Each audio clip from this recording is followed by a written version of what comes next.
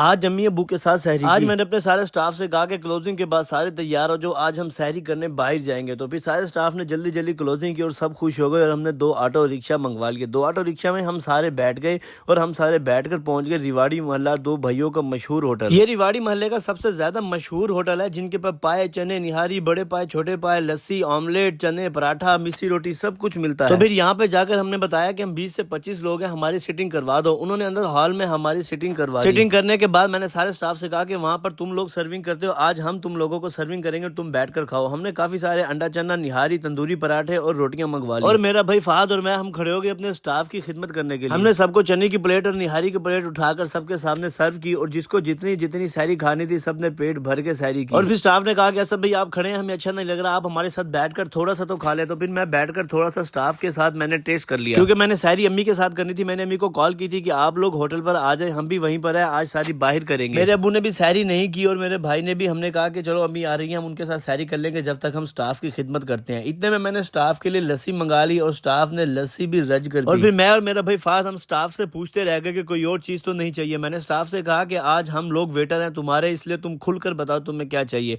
उसके बाद ये भाई यहाँ के ओनर है, इन्होंने हमें बहुत जबरदस्त परोठो खोल दिया और ये हमारे साथ ही खड़े रहे जो जो चीज चाहिए थी। सारे स्टाफ ने सहरी कर ली। सहरी करने के बाद स्टाफ को वापस भेज दिया। इतने में बाहर निकला तो मेरे कुछ फैन मिल गए, ये भाई और ये भी मेरे फैन थे, इन्होंने मेरे साथ तस्वीरें बनाई।